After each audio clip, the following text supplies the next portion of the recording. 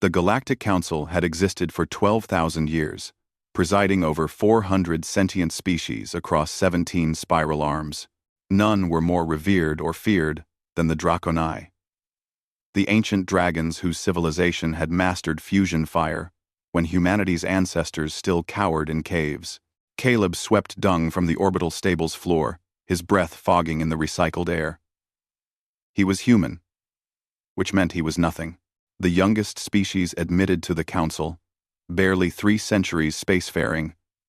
Humanity occupied the lowest rungs of galactic society. And Caleb?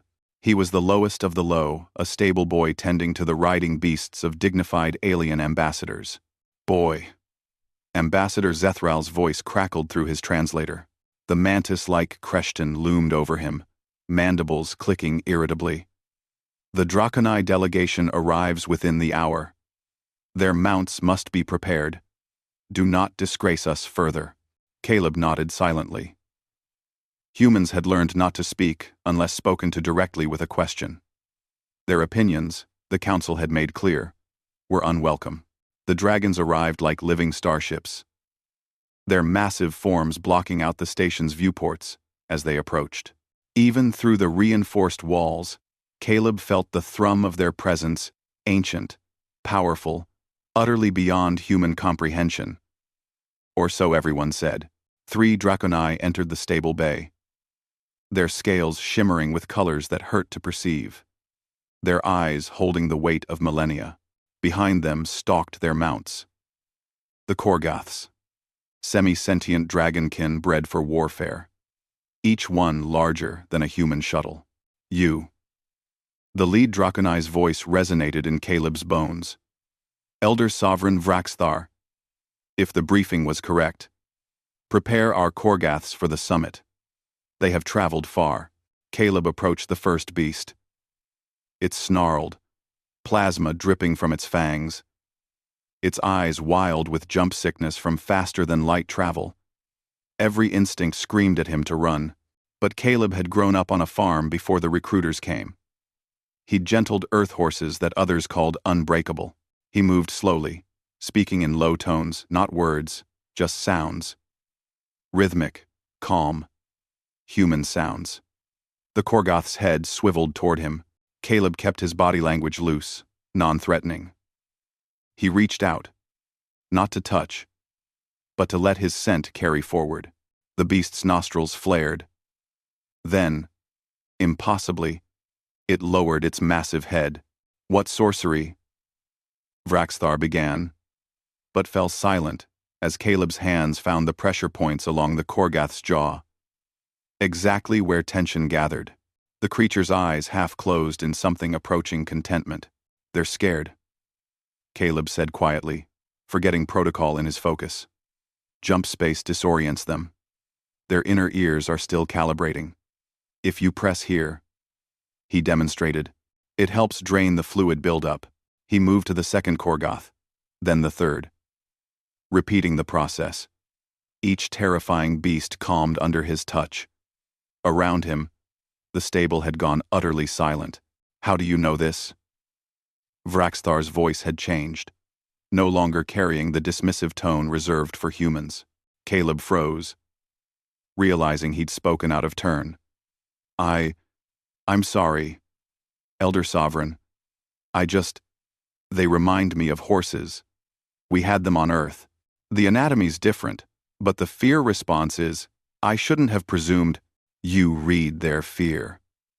Another Draconi stepped forward, Elder Scholar Mithrandus, her silver scales catching the station's artificial light. Without technological aid, without technological aid, without technological aid, without technological aid, without psionic enhancement. You simply understood. I grew up with animals, ma'am. Elder. Your Magnificence. Caleb fumbled for the proper honorific. Vraxthar's laugh was like thunder. 12,000 years we have bred Korgoths. 12,000 years. And not once has any species demonstrated this. Intuition. Our own handlers require cybernetic implants and years of training. He looked at Caleb with new eyes. Tell me, stable boy, what else do humans simply understand? 1. 1. Over the next hour, as Caleb worked, he found himself explaining concepts he'd never thought remarkable.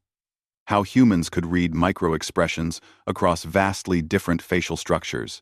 How they could identify patterns in chaos. Make intuitive leaps that computational species required algorithms to process. How they'd evolved as persistence hunters, outlasting faster, stronger prey through sheer stubborn endurance. We're not the strongest, Caleb said, brushing down the third Korgoth scales. Or the smartest, or the longest lived. We're just adaptable. We connect with things. Find common ground.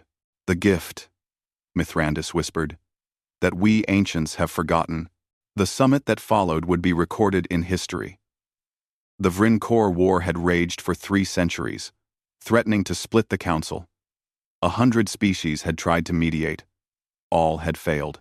When the human delegation, a hastily assembled team of diplomats, unused to being consulted, suggested their approach, the council laughed. Social bonding exercises? Shared meals? Finding common cultural touchstones? Primitive nonsense. But Vraxthar insisted the humans be heard. He'd seen something in that stable. Something the ancient dragons had lost in their ascension to technological godhood. The simple ability to connect. 6 months later, Caleb stood in the council chamber itself. No longer a stable boy, but a consultant to the newly formed Human Xenological Institute. Around him, Vryn and Kor representatives shared a table, their ceasefire holding. Your species, Vraxthar said. His massive form coiled respectfully at what was now considered human-appropriate height. Possesses a gift we did not recognize. You are young, crude, barely spacefaring. But you understand what we ancients have forgotten. That power is nothing without connection. That wisdom, without empathy, is merely data. Arthur, humanity's first council ambassador and Caleb's unlikely friend, leaned close. Quite a journey from mucking stables, eh? Caleb smiled, watching as a Draconai elder and a human child shared a viewing screen, the ancient dragon explaining constellation mythology to the delighted youngster. We were always doing the same thing, Arthur. Just nobody was watching. They're watching now. Good, Caleb said. Let them see what humans really are. Not the weakest species, not the youngest, but maybe, just maybe, the ones who remember that strength and knowledge mean nothing without someone to share them with. Vraxthar's laugh echoed through the chamber, and for the first time in 12,000 years, the ancient dragons lowered their heads not in submission, but in recognition. Sometimes the greatest power isn't found in those who stand tallest, but in those who know when to kneel.